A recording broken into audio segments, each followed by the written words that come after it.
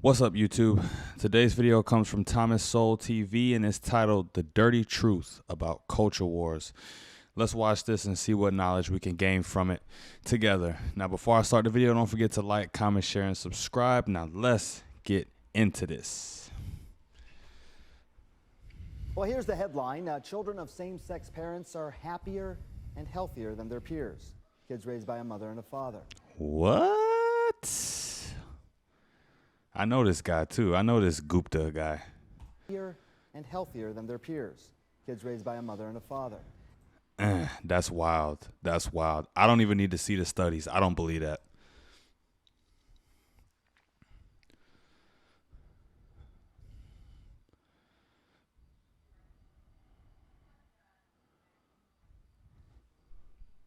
Cultural wars are dirty wars, much like guerrilla warfare in the jungles, with no regard for the rules of the Geneva Convention. Warfare over traditional values versus avant-garde values is raging all across the United States today. From the I never broke it down like that, but that does seem to be what it's about broadly. You got people that believe in traditional stuff and people that believe in this newer age progressive stuff. art galleries to the armed forces, and from the kindergarten to the Supreme Court. At issue is whose cultural values shall prevail and who shall make the decisions that reflect those values. The categorical language of rights is widely used as a weapon in these cultural wars. Justice now. Those who are pushing a woman's right to go into military combat, for example, are in effect saying that the decisions of the military commanders responsible for the lives of thousands of troops and the decisions of the American society as to the social roles of the sexes are all to be superseded by the visions of self-anointed and politically organized feminist advocacy groups.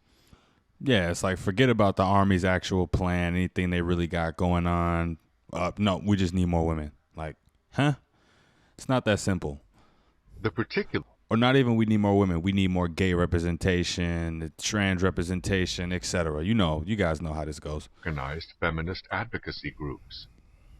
The particulars of the arguments, the physical strength of the sexes, the performance of women in the military, etc., are in one sense all beside the point. The question is not what to decide, but who is to decide. As elsewhere in the cultural wars, the issue is whether a vocal elite should get the power to preempt the decisions of others. To the anointed, the use of words like rights is sufficient to put one coterie's opinions above discussion, and the word stereotypes is enough to put the values of the society at large beneath discussion. They don't want discussion. They want power. One of the more remarkable rights to emerge in recent years is the right to the taxpayer's money for anything that chooses to call itself art, regardless of whether the taxpayers or voters like what is produced, and regardless of whether the clear intent of this art is in fact to insult. Whose taxes going to art? Mine? I didn't know my taxes was going to art. The values and beliefs of the public. For people to decide what their own money is to be spent for is censorship in the newspeak of the anointed. More generally, the cultural wars are being waged to get decision-making powers transferred to elites who do not pay, either in money or in other ways. Right, because it's basically got to the point where no matter what side you're on, I'm right, you're wrong, we need all the power.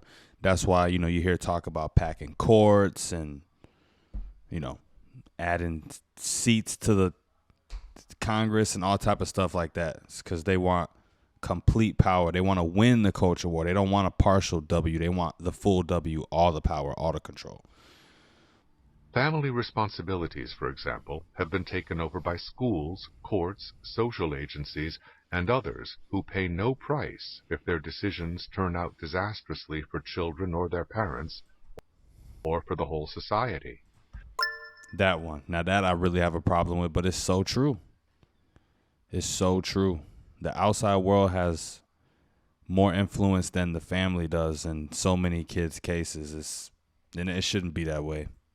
The basic thrust of the so-called consumer movement is likewise a drive for preempting the consumer's choice, not simply informing it.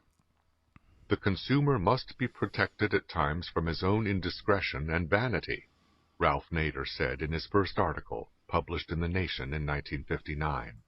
Hold on, let me hear that one more time. Choice, not simply informing it. The consumer must be protected at times from his own indiscretion and vanity, Ralph. The consumer must be protected at times from its own indiscretion and vanity. Need to protect you from yourself. So that's where they step in. Nader said in his first article, published in The Nation in 1959.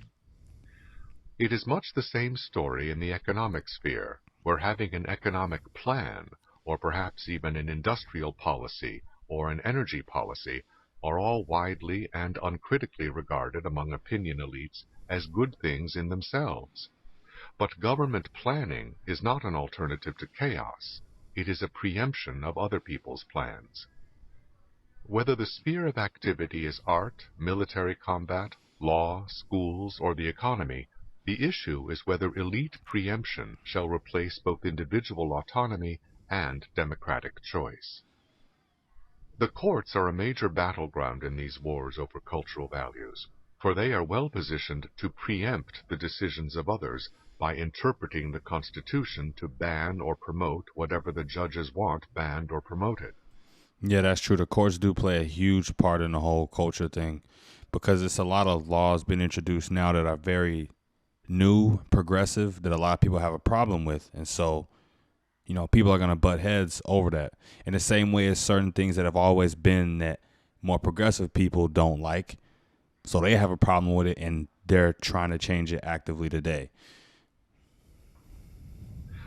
The bitter struggles over Supreme Court nominees in recent years have reflected this key role of the courts in imposing policies so repugnant to the public that elected representatives would not dare vote them into law.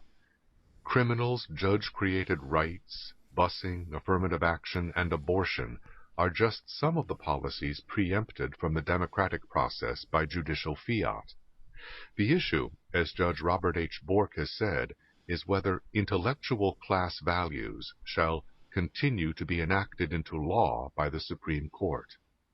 The concern expressed by Justices O'Connor, Kennedy, and Souter as to how their ruling in the recent case of Planned Parenthood v. Casey would be seen by the thoughtful part of the nation suggests that elite preemption is still in favor, even among justices labeled conservative.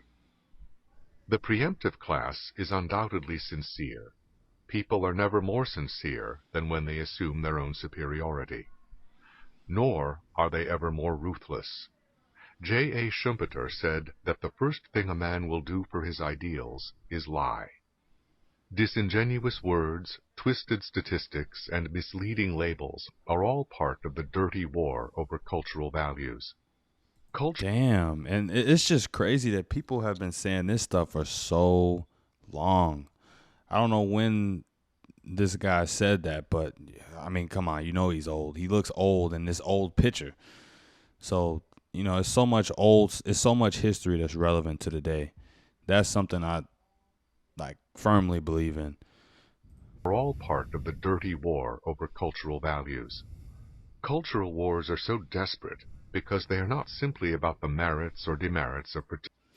Yeah, like the courts play a huge role in the culture wars. For example, you know, on the left, you know, they're gonna always be for, or historically have been for, at least in my life, for things like abortion, you know, gun control, defunding police. You know, it's like these things, we know what the things are that they usually vote into law or are trying to vote into law, and it's because of the culture. It's because of the culture of the people that vote for them, and that's what they want to see. So the culture does it affects everything, all the way up top from the courts all the way down to what you see in your TV, what you see when you go out to the store, everywhere. It's huge. Culture is important. This video wasn't exactly what I thought it was going to be. You know, Thomas Sowell uses a lot of big words. I've read a few of his books, and you know, little old me with no college degree, it's kind of hard to follow along, you know what I'm saying? But it was still a good video. Let me know what y'all thought about it in the comments below. On the way out, don't forget to like, comment, share, and subscribe, and let me know what to see, what to react to next. Peace out, you guys.